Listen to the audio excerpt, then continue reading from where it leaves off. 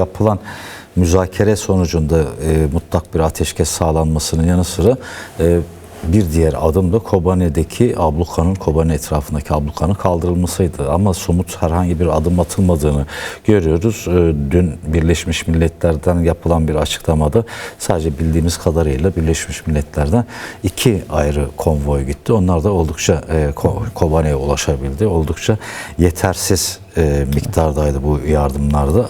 Biraz önceki dosyamızda da gördüğümüz üzere yani Mürşitpınar sınır kapısının hemen karşısı Kobane. Yani 10 dakikalık bir mesafe aslında açılmış olsa 10 dakika içerisinde teslim edilebilir. Kapıyı açmamakta direten bir Türkiye'deki iktidar zihniyeti var. Kilis üzerinden işte Suriye hükümeti, geçici hükümetine teslim edersiniz, onlar oradan ulaştırır diye. Yani burada kapıyı açmıyoruz, yardıma karşı değiliz gibi bir Ali Cengiz oyunu var. Yani ama muhatap siz değilsiniz veyahut da muhatap karşı taraftakiler değil. Muhatap işte Şam'dır. Onlar üzerinden ancak gönderebilirsiniz gibi bir mesaj okunuyor çok açık bir şekilde. Öte yandan bu Şam'daki geçici hükümette bu ablukanın devam ettiriyor sonuç itibariyle. Ulaşım şeyi sağlanmıyor. Neler söylemek istersin bu devam eden kuşatmaya ilişkin olarak başlayalım istiyorsan. Daha sonra bu hem dün Haseke'ye gelen hem de bugün Kamışlı'ya ulaşmak üzere olan bu heyetler üzerine konuşalım. Yani şu anki var olan durum işte yapılan anlaşmanın maddeleri yani çok mesela özerk yönetimin beklentilerinin çok altındaydı belki ama ya da özerk yönetim 10 yıldır orayı yönetiyor, bir sistem oluşturmuş. O açıdan ele aldığımız zaman oldukça yetersiz olarak değerlendirebiliriz ama başka bir boyutu da Türk Devleti'nin ve geçici Şam hükümetinin yani HTŞ'nin planladıkları hatta birlikte planladıkları başka güçlerin istekleri gibi de olmadı. Yani şimdi bu anlamıyla bir şu anki en azından bir başarıdan o çerçeveden bakarsak söyleyebiliriz. En azından büyük bir katliamın öne alındı. Yani çünkü şimdi bahsettiğimiz Kobane nüfusu 250-300 bin sanırsam ama şu an mesela o işgalden sonra özellikle son HTŞ'nin işte Derezor'u, Rakka'yı, Tapka'yı almasıyla oradaki insanlar birçoğu Cizre'ye gelirken birçoğu da Kamışlı'ya gitti. Evet. Yine Tapka'daki Afrinliler daha önce Şehba'ya gelmişlerdi. Şehba'dan Halep'e geçtiler. Halep ve şeye geçtiler Tapka'ya. Şimdi Halep ve Tapka'dan hepsi Kobane'ye geldi. Yani aynı zamanda Tapka ve Rakka'daki Derezor'daki sadece Kürtler değil, Araplar da Kobane'ye sığındılar, Kobane'ye geldiler. Onun için şu an nüfusun 500-600 bin arasında olduğu söyleniyor. Yani orada böyle bir kuşatmanın bir insani krizi ortaya çıkardığını söyleyebiliriz. Bu insani krizin çözülmesi için de girişimler Kürtlerin var, eylemleri var, direnişi var, girişimleri var ama buna sonuçta sınırları açacak olan orada bir Türkiye devleti var. Yine onu zorlamak durumunda olan bir Birleşmiş Milletler var. Ya da ne bileyim bir uluslararası insani örgütler var, kurumlar, kuruluşlar var. Barış anneleri var. Bugün birçok yani hayır Kürtler direniyor bu anlamıyla. Sınırı barış anneleri diyor, biz sınır tanımıyoruz. O başka bir olay ama en sonu şu an mesela hükümet kanadından bir yetkilinin bir kelimesi, bir cümlesine bağlı yani orayı açıp açmamak. Orada büyük bir insanlık krizi yaşanıyor. 600 bin insandan bahsediyoruz. Bunların hemen hemen elektrik yok, su yok. Yarıdan fazlası çocuk ve ne bileyim yaşlı ya da hasta. Şimdi böyle düşüneceksin. Bir de bunların çoğu Başka yerlerden sürgün olarak gelmişler. Bir elbisesini giyip gelmiş oraya. Yani eviyle barkıyla gelmemiş, eşyasıyla, yatağıyla, döşeğiyle gelmemiş. Şimdi bahsettiğimiz yani bu 300 binse Kobani, 300 bin kişi de dışarıdan geldiyse bunların hepsi çocuğunu almış, ceketini giyip oraya gelmiş bu kış koşullarında. Budur yani. Başka elinde herhangi bir bu kış koşullarını geçirecek bırakalım yiyeceği bir barınma imkanı bile yok. Evet. Şimdi bu anlamıyla o krizin aşılması elzem. Bunun içinde tabii yani bu bir boyutu. Yani geleceğimiz nokta yine gerçekten direniş. Şimdi Haseki'den bahsedildi, Kamışlar'dan bahsedildi. Yani büyük provokasyonlara gebedir yani. Şimdi niye gebedir? Dediğimiz gibi ne Türkiye ne HTŞ istedikleri, planladıkları düzeyde sonuç alamadılar. Bunu devam ettirmek isteyecekler. Zamana yayarak fırsat buldukça yani fırsatını buldukça kaçırmayacak yani. Mesela bu heyetin gelişini bile mesela hani bir anlaşma gereği işte bir heyet gelecek. Belli bir süre kalacak. Sonra gidecek. Şimdi bunu bile mesela sürekli bunu da söylüyor, dile getiriyorum. Bir deyim var Türkçe'de. Yani vazife çıkarmak yani. Durumdan vazife çıkarmak. Yani her durumdan vazife çıkarır bir gerçekten ciddi anlamda bir devlet refleksiyle değil. Bir devlet normalde hani devlet hani şunu demiyorum mesela bilim adamı ya da ne bileyim ama Türkiye için direkt söyleyebiliriz devlet adamlığı. Çünkü hepsi adam yani. Kadın yok doğru düzgün. Onun için yani direkt Türkiye için bunu söyleyebiliriz. Bir ciddi anlamda bir devlet adamlığı Türkiye'de yok. Mesela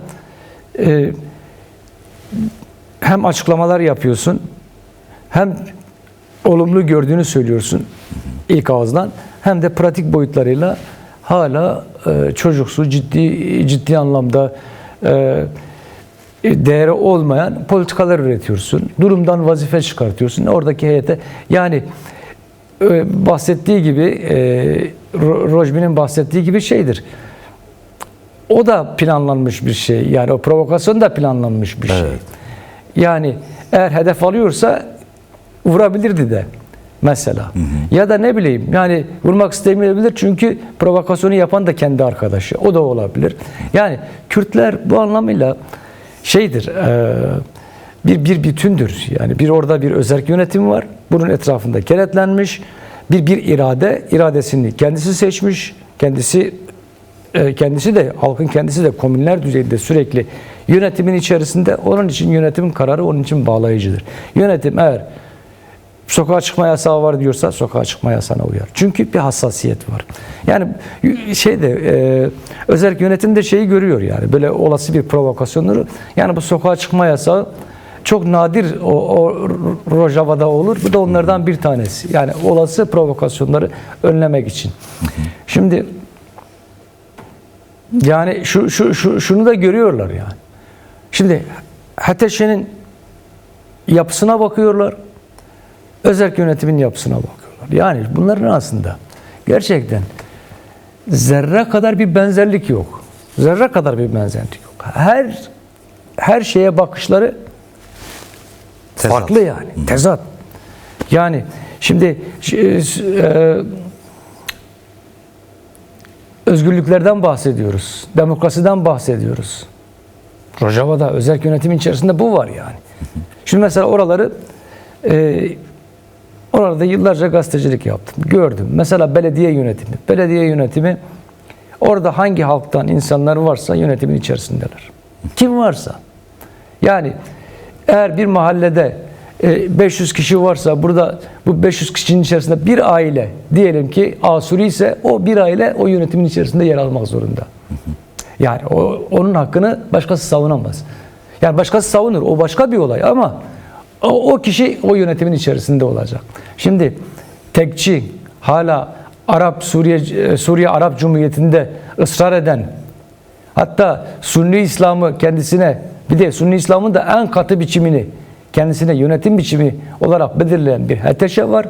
Bir de her anlamıyla özgürlükler peşinde koşan bir yönetim var. Yani her gün yeni bir özgürlük alanı açılıyor. Evet. Diyelim ki oraya herhangi bir buradan diyelim ki şimdi Belçika'dayız. Belçika'dan 100 aile gitti Rojava'ya yerleşti. Onlar için de yeni bir kararlar alınacak yani. O 100 aile orada yönetime dahil olacak.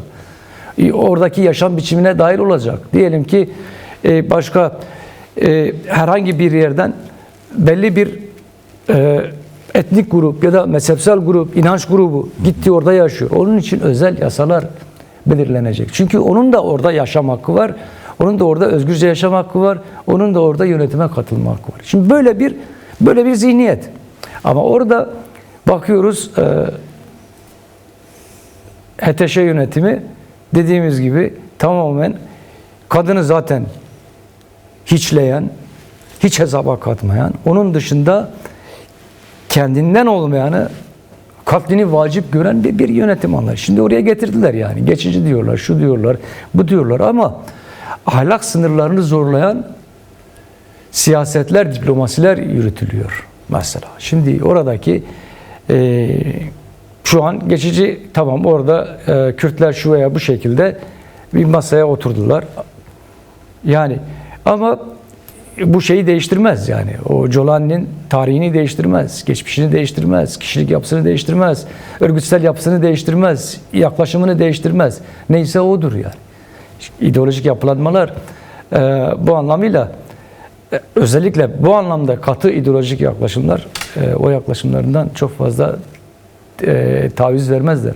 Ancak belki takiye yaparlar. Onu da biraz onların hafif böyle gelişmiş hali Türkiye'deki o işte İslamcılar özellikle yönetimde bulunanlar öncesinde iki parçalardı. Sonra birbirlerine girdiler.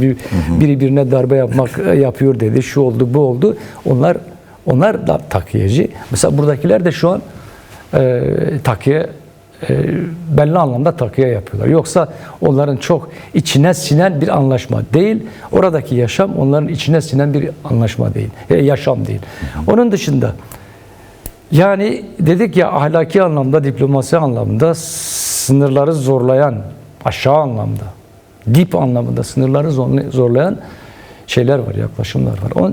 Yani bugün Kürtler zaten direniyor. Bu Kürtlerin dışındaki direnişe katılan toplumlar, kurum kuruluşlar, şahsiyetler, hatta ülkelerin, devletlerin parlamentoları içerisindeki birçok parlamenter mesela bu direnişe destek sunuyorlar. Evet. Bu destekleri sadece Kürt'e destek değil. Bu destekleri böyle ahlaksız bir politikayı yürüten kendi devletlerine karşı hem eleştiri anlamındadır hem de ortak olmak istemiyorlar ve bunda çok haklılar. Şimdi sen burada söyledin dünya genelinde küresel çapta sadece Kürtler ve dostları değil onun dışında da farklı halklar da bu saldırılar ve başlayan o çatışmalı durum sonrasında kendi dayanışmasını gösterdi. Mecliste gösteren oldu, senatoda, kongrede gösteren oldu ve şunu da anladılar ki yani biz bir oldu bittiye getiremeyiz bunu. Yani sonuçta Kürt halkı örgütlü bir halk. Sadece Rojava'da da değil, dünyanın her yerinde örgütlü bir halk ve örgütlü halkların mücadelesini kırmak da öyle her tabiri caizse amiyane tabirle her baba yiğidin harcı değil. Acaba şimdi bu bir şekilde en önemlisi insan hayatının yani insan hayatının korunması, çatışmasızlığın sağlanması diye açıklandı ama bundan sonra atılacak adımlarda yani biz bu işi sürece yayar, yavaş yavaş işte adım adım işte istediğimiz hedeflere ulaşırız. Hiçbir hak hukuk da vermeyiz. Açıkladığımız 13. kararname zaten yeteri de artar diye bir yaklaşım olduğunu ifade ediyorsun aslında yani takiyeden kastettiğin o. Evet. Benim anladığım da bu. Ama bu bağlamıyla şu an bir çatışmasızlık ortamı oluşmuş olsa da gerek Avrupa'da, dünyanın başka yerlerinde gerek Kürdistan dört parçasında Rojava ile dayanışma eylemlerinin burada somut anlamda bir sonuca ulaşana kadar, bu anlaşmaların madde madde bir anayasal güvence etrafında oluşana kadar bu dayanışma ve sahiplenme ruhunun güçlü tutulması gerekmez mi? Bu konuya dair değerlendirme ve yorumunu da duymak isterim. Kesinlikle. Yani şimdi neydi? Halep'le başlayan bir saldırı vardı değil mi? Halep'le başlayarak bu bir domino etkisi ile Halep'ten, oradan işte Deir ez-Zor, Takka, Rakka, oradan işte Kobani, Kamuşlu, hatta Hevler, Süleymaniye ve daha yani böyle bir devam etme gibi plan ve projeleri vardı. O zaman Kürtlerin direnişi de bir domine etkisiyle, Kürtler sadece mesela Rojava'da yaşamıyor. Tabii. Şu anki direniş bir dönemsel olarak, yani bir dönemsel olarak değil mi? Yani bir başlangıç olarak burayı bir referans olarak alırsak, buradan başlayarak hem Rojava'da, hem güneyde, hem doğuda, hem kuzeyde Kürtlerin bu anlamıyla hakları elde edilene kadar Kürtler direniş içerisinde olmalı. Yani şu an mesela Rojava'da hala tehlike geçmiş değil. Yani bahsettiğimiz olaylar bahsediyoruz, tartışıyoruz. Evet. Hala insanlık krizi orada yaşanıyor. Yarın başka yerde yaşanmayacağı belli değil. Bu takviye yapanların yarın farklı bir pozisyon alıp almayacağı belli değil. Yarın o hükümetin değişip de yeni gelen hükümet var olan durum değişecek. Şimdi bu durum değişikliğinde neler olacak? Bu anlamıyla Kürtler sürekli direniş halinde olmalı. Şu an aktif direniş var ama bu direniş anlamıyla süreklileşmesi için yaşamın her alanında örgütlü, planlı, projeli olmak zorundalar. Yani bir kenara kesinlikle bırakmak gerekiyor. Zaten bilmiyorum, vaktimiz kalırsa belki tartışırız. De mesela oradaki Rojava'daki yapıyı da bölme gibi çalışmalar var mesela. İşte en son Enekes heyetinin Şam'a gitmesi. Onu da konuşalım. Yani onu da konuşabiliriz. Yani şu anlamıyla onu diyorum. Yani ideolojik anlamda da farklılıklar olsa da benzeşen noktaları kesinlikle yapmamız gerekir. O noktalarda en azından dik duruş ve birliktelik sağlamak gerekir. Şimdi geçen sene ulusal bir karışıklık yaratmaması açısından bunu bir bitireyim. Mesela bir Kürt halkının çıkarına olmayan herhangi bir ilişki, ittifak aynı zamanda ideolojik yaklaşımdır. Bunlar olmamalı. Ben de aileci yaklaşımlar. Söylediğin şeyler karışıklık falan olmamalı. Değil de. Geçen sene zaten o ulusal tutum konferansında ortaklaşa bir imza atıldı. Şimdi Enekes'li bir heyetin Şam'da bir görüşmede bulundu. Dün basına yansıdı ama yani farkı neydi? Daha önce de gidip geliniyordu ama işte şu anki Suriye geçici hükümeti diye adlandırılan hükümetin medya kuruluşları tarafından bunun resmi bir davet olduğu üzerine konuşuldu. Yani burada işaret ettiğin, dikkat çektiğin nokta burada aslında göze batan bir durumdu. Yani ben o açıdan araya girdim. Buyur devam et. Yani olabilir, sorun değil yani görüşmeler, şunlar bunlar ama şu olmamalı. Yani ortak noktalarda en azından dediğim gibi yani Kürt halkının çıkarına olmayan hiçbir ilişki, ittifak içerisine hiçbir parti girmemeli.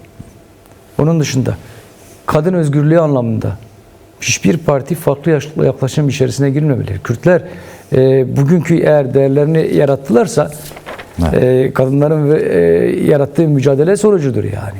Büyük oranda. Şimdi bu anlamıyla bir dik duruş sergilemek gerekiyor. Onun dışında aileci yaklaşımlar, yani iktidarcı yaklaşımlar, bunlar terstir yani. Bu anlamıyla işte aileci yaklaşım içerisinde olan ne yapar? Gider Şam'la ayrı görüşür. Ben şurayı istiyorum der. Orayı yönetmeye kalkar. Bu da parçalar. Evet. Yani karşında duran sen orada şeysin ama o her ne kadar bir örgüt gibi dursa da en azından şu an bir devleti temsil ediyor. Bu anlamıyla ciddi bir ortak noktalar Kesinlikle bunlar şey olmalı. Kırmızı çizgi olmalı. Bütün partilerin bu anlamıyla. Onun dışında ben şöyle düşünüyorum, ben böyle düşünüyorum. Onu halk arasında dile getirirsin. Halk seni seçer seçmez. Seçerse belediye başkanı olursun. Seçerse milletvekili olursun. Seçerse bir yerin valisi olursun. Seçmezse de diğer insanlar gibi oturursun, çalışırsın. Mücadeleni verirsin. Böyle bir şey olmalı ama buradan da durumdan vazife çıkarmak kesinlikle yanlış yaklaşım olur. Parçalar. Zaten istekleri de bu anlamıyla oradaki var olan Kürtlerin parçalamak istiyorlar. Oradaki özerk yönetimin büyük kazanımdır yani. Kim olursa olsun o kazanımları savunmak zorundadır. Hangi partiden olursa olsun. Çünkü bu kazanımlar demokratik kazanımlardır. Bunların herhangi birine helal getirecek bir yaklaşım içerisine hiçbir parti giremez. Girmemeli yani. Girerse zaten parçalanırsın. O zaman zaten bu halk yani sokaklarda direniyor. Halk talimat veriyor oraya. Ya zaten bu son bir ay içerisinde yani meydanlarda ve alanlarda o Kürt halkın ulusal birliğini orada sağladı. Evet. Bu birliğin ne kadar güçlü olduğunu ve sonuç alıcı etkilerinin olduğu dünya çapında görüldüğü için acaba parçalayabilir miyiz, acaba ayrıştırabilir miyiz gibi bir yaklaşım var. Şimdi dikkat çekti dememin sebebi sadece resmi bir davet olması değil. Bu heyetin içerisinde Şeybani'nin yanında oturan kişi de Afrin'e atanan bir kaymakam. Eski silah arkadaşları birlikte savaştıkları işte Jolani'nin bir şahsiyetin olması haliyle akılları şey getirdi. Masada tartışılan konunun Afrin'in durumuna ilişkin oldu. Çünkü 30 Ocak anlaşmasında bu Afrin de anlaşmanın içerisindeki maddelerden birisi olarak gözüküyor. Bu bağlamıyla söylemiş olduğun sözler yani bu bağlamıyla uyarılar diyelim aslında oldukça önemli. Bunun yani meydanlarda sağlanan birlikteliğin siyasal anlamda da ortaklaştırılması yani birlikteliğin bir ortak tutumun mevcut karşı tarafla kurulan müzakerelerde bir arada olması daha güçlü ve sonuç alıcı olmasını sağlamaz mı yani bu bağlamıyla da? Tabii. Yani şimdi birçok gücün mesela Kürtler açısından söyledikleri yani onlar da şey anlamında söylemiyorlar yani işte Kürtler işte siz kendi birliğinizi sağlarsanız başarılı olursunuz işte işte birliğinizi sağlayın o anlamda söylemiyorlar ama Kürtlerin önüne getirdikleri şey şu siz kendi birliğinizi sağlayamamışsınız yani yıllardır bunu söylüyorlar. Yani şimdi bu anlamıyla Kürtlerin kendi kırmızı çizgilerini oluşturup bu kırmızı çizgiler etrafında hangi partiden olursan ol ortak bir yönetimle hatta diyelim ki liderler yönetimiyle liderlerin bir araya gelip beraber yönetebilecekleri bir üst bir Kürt yönetimi bu anlamıyla oluşabilir. Yani sorunlar orada halledilebilir. Çünkü bu halk bize zaten onu söylüyor. Yani ortak tutum televizyonda burada çalışan gazetecilere, işte oradaki özerk yönetime, herkese kim bu mücadelenin içerisindeyse diyor ki biz bu birliği istiyoruz. Biz de burada gazeteciler olarak biz de diyoruz yani bu halkı yansıtıyoruz. Kesinlikle bu anlamıyla bu halka layık olacak bir tutum sergilemek gerekiyor. Yani alanda mücadele edenler yani oradaki artık kim varsa oradaki durumda orada söz sahibi kimler, söz sahibi derken yönetim, karar merci kimlerse bunların hepsine bu halk bir mesaj veriyor bu anlamıyla. Tabii yani Kürtler bu anlamıyla birliğini yeni sağlamaya çalışmadı. Aslında 2011'den beri ben şeyi takip ediyorum. Görüşmeleri takip ediyorum. Özellikle mesela Hevler'de yapılıyordu bir dönem. Evet. İşte Salih Müslüm, Aldar Halil, işte Enekeseli gruplar. Enekese'nin dışındaki isimlerini şu an hatırlamıyorum. Çok yıl geçti. Geliyorlardı, tartışıyorlardı. Orada bir ortak bir mücadele zemini oluşturmaya çalışıyorlardı. Yani bu çalışmalar o zamandan bu yana var. Evet. Yani bunu o zaman madem böyle bunun tarihçesi var, böyle bir gelenek de var. O zaman bu gelenek devam edilmeli ama eski hatalardan gerçekten çok hatalar yapıldı. Evet. Yani şu an yani dile getirsek getirmesek de bu yaşananlar yaşandı yani biliniyor. Bu anlamıyla herkesin o anlamıyla kendisine bir çeki düzen vermesi gerekiyor. Çünkü mesela Afrin direnişi büyük bir direnişti. Bazı şeyler olmasaydı çok daha farklı olabilirdi. Çok daha güçlü olabilirdi. Belki Afrin düşmezdi. Serikani. Bazı şeyler olmamış olsaydı bazı grupların işte orada işte ben Kürdüm deyip ben örgütüm deyip gidip Antep'te şurada burada dolaşmaları, farklı masalarda oturmalar olmasaydı belki Serikani düşmezdi. Şimdi bunlar oradaki Kürt halkı biliyor. Biz gazeteciler biliyoruz. Tarihte yazdı bunu yani. Şimdi tekrardan bu tür şeylere düşmemek gerekir. Çünkü bu tarih kanla yazıldı. Yani böyle çok hamaset yapmıyoruz yani. Şahidiz. Hepimiz şahidiz. Dönemin şahidiyiz. Dönem dediğimiz bu dönemdir. 10-15 yıl işte bu süreçtir. Yakın bir süreç. 100 yıl öncesinden bahsetmiyoruz. Şeyden bahsediliyor. 11 binin üzerinde şehitten bahsediliyor. 30 bin gaziden bahsediliyor. Şimdi bu kadar değer bunlar üzerine yaratıldı. Onun için orada gerçekten o halk adına bir söz söylemek bile kolay olmamalı. 100 kez, 1000 kez düşünüp de o sözü söylemek gerekir. O halk adına alacağın karar 100 kez, 1000 kez düşünüp de verilmeli. Yanlış bir cümle kullandıysan da geceleri uykuna girmeli yani. Uyuyamamalısın. Nasıl söylenir? Onu düzeltme peşine koşmalısın. Eski hatalar, ben böyle eski hatalara nasıl düştüm? Onun öz eleştirisini verip de ruhen rahatlanmak peşinde koşmak gerekir. Yani bir nevi arınma. Şu an aslında öyle bir süreç de var yani. Yapılan yanlışlıklar, şeyler bu dönemde kesinlikle tez elden bırakılmalı. Çünkü ciddi. Kürtler açısından planlar, projeler ciddi. Bunu gördük ki bir ortak böyle bir gerçek anlamda, modern anlamda bir Kürt aklının oluşması gerekiyor. 2 direniş. Başka yolu yöntemi yok bunun. Yani gerçek anlamda böyle modern anlamda bir modern derken yani böyle popüler bir deyim olarak modernden söylemiyorum. Yani birçok gerici düşünce sistemini bir kenara bırakacaksın. Aileci yaklaşımlarını bir kenara bırakacaksın. Cinsiyetçi yaklaşımlarını bir tarafa bırakacaksın. Şu dosttur, bu düşmandır sürekli bunun peşinde koşmayacaksın. Bileceksin. Tehlikenin nereden geldiğini bileceksin. O başka bir şey. Ama yani kendine bir kaos ortamında bir şeyler kapmaya çalışmayacaksın. Böyle bir zihniyet yapısına Kürtlerin ulaşması gerekir.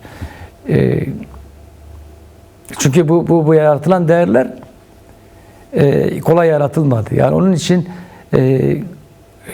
yani orada mesela görüyorduk. Şimdi yani gidiyoruz, haber yapıyoruz, bir fotoğraf çekiyoruz, bir kamerayla çekim yapıyoruz. Bakıyorsun ertesi gün o genç yok. Ertesi gün gidiyorsun onun cenaze törenini çekiyorsun.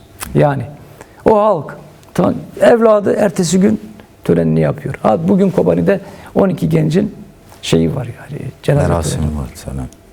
Yani onun için bu anlamıyla küçük hesaplar ya Kürt'e yakışmıyor. Kürt'ün yani son 50 yıllık onun dışındaki gerçekten sürekli tarih boyunca direnişine yakışmayan bir yaklaşımlardan kaçınmak gerekir. O yaklaşım içerisine girmemek gerekir. Girenleri de halinden uyarıp değiştirmek gerekiyor. Bu öyle zor bir şey değil yani halk orada yani ne denir yani görünen köy kılavuz istemez yani. Her şey açıktır. Bu anlamıyla dikkatli politika oradaki yürütenlerin de dikkatli politikası yürütmesi gerekir. Yani bu Kürtlerin özgürlük arayışında olan oradaki toplumların çıkarları doğrultusunda toplumların geleceği, refahı, o çocukların özgürce eğitim görebileceği, yaşayabileceği, oynayabileceği bir ortamı yaratmak için bir akil yönetime ihtiyaç var. Bu anlamıyla Yani var olan süreçte çünkü oynayacaklar. Bu anlamıyla ben buradan yaş anlamıyla da oradaki tecrübelerim anlamıyla da kendi görüşlerimi bir öneri olarak bir şey olarak söylüyorum. olarak, Ama halk bunu söylüyor zaten. Halk, Evet. ben halkı okuyorum. Sen de direnişlerini. onlardan öğreniyorsun. Her akşam onları görüyorum. Her akşam ekrandalar. Konuşuyorlar. Direniş içerisindeler. İşinden çıkıyor. İşinden evine gitmeden eline bir parça ekmeğini alıyor, yürüyüşüne gidiyor. Yani şimdi bu soğukta birçok yerde eksi 15-20 derecede yani bunu söylüyor. Kendinize işin gerçeği aynen böyle. Kendinize ciddi olun.